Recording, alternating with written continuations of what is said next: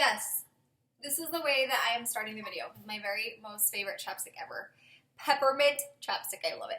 You guys, this is basically like going live because I'm shooting this and going to upload it all on a Monday, and you're going to see it on a Monday within minutes of me uploading it. So basically live, but not live. I'll be hanging out down in the comments for a little bit, so come down and say hi and say what's up. You guys, today is Monday, and I know I promised you we're going to be uploading every Monday, Wednesday, Friday, and last Friday I kind of fell off the bus. But wife life, mom life happens. Cooper had 2 baseball headers back to back. He also had a dance recital that was super fun to watch him. And then I told the dance studio that I would make this cool little like montage video for them for their dance recital to play that night. So needless to say, I was super busy, and I'm excited because you guys get to see all that footage over on What's Up Woods tomorrow, Tuesday's video for the vlog. So make sure you guys stay tuned there. So anyways, we are in my guest bedroom right now. It's like basically a store warehouse for everything I need to return or try on.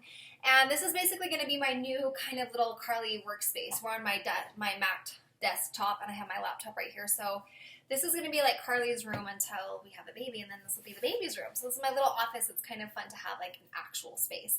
But Monday motivation, we are going to be talking about a marathon, because guess what I did? I signed up for my second marathon, and I'm super, super duper excited about that. If you guys are new to the channel, or if you didn't know, 2 falls ago in 2015, I ran the New York City Marathon, and I ran for UNICEF, and we raised, I think, over $10,000. I ran along with my brother and our good friend Derek and our other good friend Ron, and it was just like an incredible experience, and one that I would highly recommend everybody try to attempt one time in your lives. It's just something emotionally, spiritually, physically life-changing about setting such an incredible hard goal and accomplishing that and reaching it that just will change you and make you addicted to wanting to do another one. It's so weird because after you run a marathon, you think, I'm never doing this again. And then enough time goes by and you're like, you know what? I want to do another one. So today we're going to talk about my training schedule, training tips that you guys might want or are looking for, running shoes, the kind of running shoes I recommend, race day, nutrition, and things that you need to be doing during this whole process, and kind of where I got my training schedule from. So first and foremost, I will be leaving this link down in the description box below. My first marathon that I ran, I didn't really know what I was doing. I didn't know if you just go out every single day and you run a mile, and then the next day 2 miles and 3 miles until eventually you work up to 26.2, correct? Incorrect. There's so many things out there that you can actually really can hinder your running style and actually be very detrimental to your run in the long run. So make sure you're really careful with which program, oh hi amigo, that you are sticking with and that you're going to. I recommend Hal Higdon, and this is what the information I'm going to leave in the description box below. His training schedule is the one that I used for my first marathon, and I definitely was feeling like I was ready, but you can never overtrain for a marathon, or over prepare, I guess. You can overtrain your muscles and your feet and your body, but you can't overtrain. You guys know what I meant in a positive light. So anyways, the first marathon, the most miles that I got up to were 19 miles before I actually ran the full marathon. And they say that anything close to 20, you're good. But I really wish that I would have mentally broken to the 20s, because when I hit mile 22 or mile 23 in New York, I was really feeling emotionally like, I don't know if I can do this. Like, I was breaking down emotionally. And at that point, you're not winded, you're not overheated, you're not feeling tired because your body is like been going for that long. But I think just emotionally, I was like, I have to run 3 more miles. That doesn't seem like that long compared to 23. But I had definitely hit a wall. And then one thing that saved me, there was a lady, I wish I knew her name. There were hundreds of thousands of people along the streets in New York, but she was standing on the corner with Coca-Cola and these little shot glasses. And I just drank a little bit of Coca-Cola, and there was something about that sugar, I don't know what it was, it like just picked me right back up, spiked my blood, and I was like good to go, and I finished the marathon, and I did it in 4 hours and 11 minutes. Now, my goal was to do it under 4 hours, but it was my first marathon. I was doing it with friends. I was trying to keep up with them and vice versa. Mile 15, we actually laid on the pavement and took off our shoes. So I feel like for my first marathon, that time was actually really good. But this year, I want to focus on just kind of keeping a better pace each mile, and then obviously just finishing. That's always the goal. I'm not ready to do a marathon for competitive time, obviously. But this training schedule that I pulled up is right here. It gives you every week, every single day, what you need to be doing, how far you need to be going. And I will leave this on my Carly Styles Facebook page, and I will leave that link down below as well. Also on my Instagram, it's all down below. You guys can find all my Snapchat, everything. We can talk about all of this.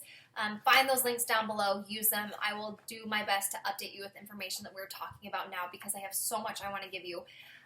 So this is for a full marathon of training. If you guys have never ran a marathon or you don't think that you're a runner, I really strongly recommend that you start getting or looking into finding what's your physical fitness niche.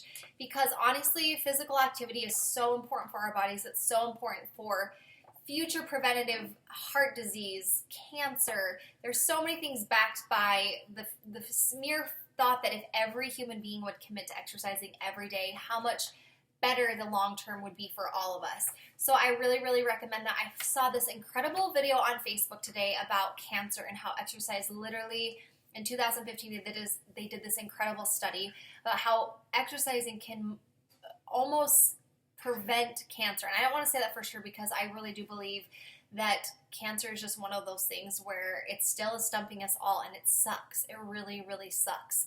And anybody who has gone through it, is going through it, has lost somebody to it, I'm sorry, F cancer. It's the worst thing in the world. But if you know now what I'm telling you, that this could maybe give you a chance, wouldn't you want to take any advantage that you could and do something for yourself and for the people around you that want you here and that love you, and vice versa?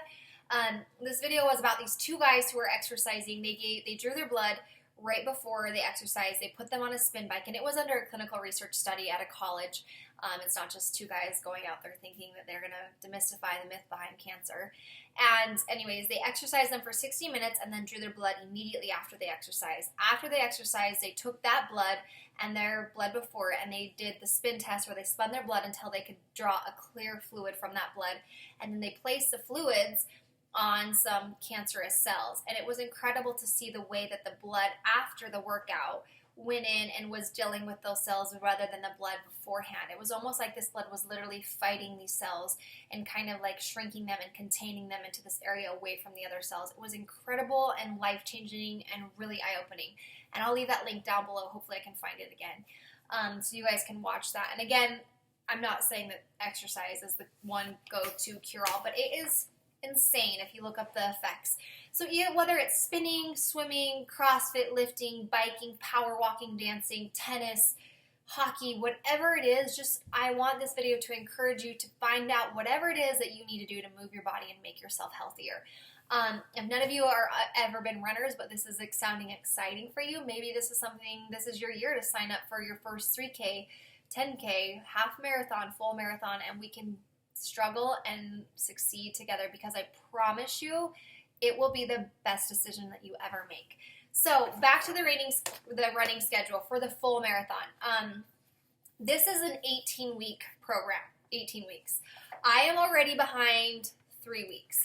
So the good news is I'm pretty moderately active, so I feel like skipping week 1, 2, and 3 may be okay, but really pay attention to your body and listen to what your body is telling you, because it's really easy to injure yourself and then really screw up the whole schedule and not be able to run at all. What we're going to do is, I will be leaving this like I said, so just listen for now and then don't feel like you have to take notes. Monday is our cross training day. So for 45 minutes you need a cross train. And what cross training means is just something other than running. I think that anything to take off the impact for the rest of the weeks, like swimming, biking, walking, stairs, dancing, something that's other than strict running is considered cross-training. Rowing is incredible. So think of something that you can do for 45 minutes on a Monday, maybe even if it's just playing Frisbee with your family. For 45 minutes, you need to be doing something active, okay? Tuesday, you're going to start into a smaller run. So for the first week, it says Tuesday, and I chose intermediate 1 running schedule. Hal Higdon has many, many different kinds of schedules. He has beginner, novice 1, intermediate 2. There's so many different schedules you can choose. So I'm going to try to stick with this, and then we're going to see what can happen. So Tuesday tomorrow I'll be my 3-mile run. Then Wednesday I would do a 5-mile run, so we'd go up 2 miles from Tuesday. Then Thursday I'd go back down to a 3-mile run. Friday is a rest day, and then Saturday would be our longest run of the week. which is not our longest run. Usually Saturdays are usually your longer runs of the week. It's a 5-minute pace mile, and then, or 5-minute pace, I need to see what that means. 5-mile run, and then Saturday is usually our longest, which is 8 miles. So what I do to kind of offset some of his is Monday, I do a cross training day. Tuesday, a light run. Wednesday, I'll do the bigger run than Tuesday, which is a 5-mile run. Thursday, I'll cross train again. I think that cross training for me was something that was really helping my muscles get ready for the actual run. Let me go leave that plastic alone. And then Friday was the rest day, and then Saturday, I actually did my longest runs, and then I took off Sunday. So Friday, I would rest, and Sunday. I gave myself 2 rest days just because I felt like that much activity for my body was too much for me. And the great thing is you can take the schedule and make it your own thing, but I would really try to stick to at least running 3 times a week. That's very, very imperative. And then 1 cross training day. Life happens, and sometimes you can't hit all these days, and that's one thing that's hard about marathon training, is it's going to take a lot of time. And it can be selfish if you're a mom or a wife and you have family and people to take care of. So it's going to maybe mean earlier mornings, later nights. But again, like I said, setting a goal and sticking to it is so beneficial for us. So here's a schedule that I'm going to be sticking with. I'm going to be posting on my Facebook. I might play with this a little bit. There's some things I just saw in here that I'm like, I'm not sure if I'm ready for that. So make sure you guys head over to my Facebook to see if that's something you want to talk about. Also, I know I'm going to get a lot of questions about what shoes I use. I use these ASICs. These Brooks in the New York Marathon. I ran 2 half marathons in these, and then the full marathon, and I've been cross-training in these as well. I went down to a specialist and had my gait tested. That's something in your area, if they offer that, you should definitely take advantage of that. Basically what they do is they will record your feet. They'll record the way that your foot strikes the ground, the way that your knees are in line with your ankles and your hips, where your feet are. If you have a wider feet, they'll probably give you a 0 gravity drop shoe, which is wider around the toes, so it gives you more room to kind of spread your toes out, because some people's feet rub. I'm going to just hold my foot on the sides. And then also a really good sock. Do you see how these socks, don't you just love how I have my leg? They kind of come up in the back, and then they have this lip to fold over. I like that because they won't slide down, and you're not going to get a blister on the back of your heel. So look for socks that do that. And these are I think these are actually just Brooks socks too. So look for a sock that does that, because that really is beneficial too. So this is the shoe I use. I loved it. I really love Brooks. For some reason, the ASICs weren't working for me. When I was training for the New York Marathon, I had to go into my podiatrist like 2 different times because I swore that I had broke something in my foot. But because of the way that my arch is, I'm going to show you guys the arch of my foot. My arch is so high on my foot right here that he was like, have you been a ballet dancer your whole life? I'm like, no, just a cheerleader dancer, but not my whole life.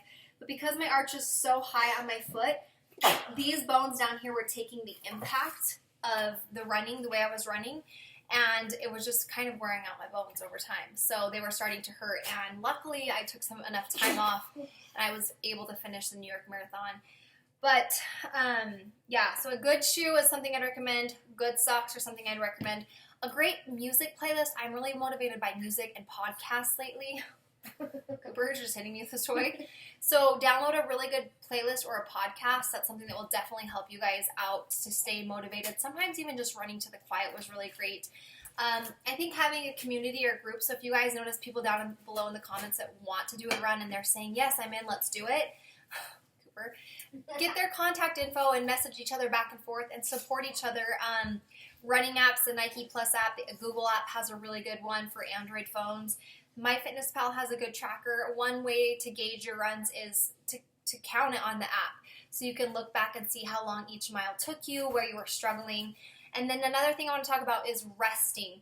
Make sure on your rest days that you guys are drinking enough water, that you're stretching. I'd recommend going out and buying a foam roller to roll out your muscles and your feet, and to kind of give your body that like rejuvenation and TLC that it's going to need, because it's going to take a hit, it's going to take a toll, and it's going to be hard, but you're going to love it and you're going to feel so incredibly strong. So I hope this video gave you guys a lot of advice to get started. There's going to be so many more videos to come. If you guys want a video about a specified one topic we've talked about, nutrition, shoes, training, more about the training schedule, etc., leave them down below. I just try to give you like the overview of everything that goes into marathon training. I don't know if I specifically stated this, but my full marathon is September 3rd. It's in 13 weeks. So I have a lot of work to get done. I have a lot to do, and it's really hard now that my life's even more busier as a wife and a mom. And who knows if I get pregnant, I don't know if I'll be able to actually do the full marathon. We'll see. So fingers crossed, but this is the goals. This is #life goals for now. I'm so glad you guys came over to hang out on this Monday. Make sure you guys are moving your bodies. It's super important to me that you're staying healthy, and it's important to myself that I'm staying healthy, and I'm here to help keep us motivated, because that's what's important in this life, is just becoming our best selves each and every day. So I love you guys. If you are in for doing a full marathon and you want to train with me, tweet me, comment below. Let's get a group going so that we can support each other every Saturday morning. We'll get up early. We'll message each other and be like, oh, are you up? I'm doing this. Bring your orange slices, because we're gonna need it, you guys.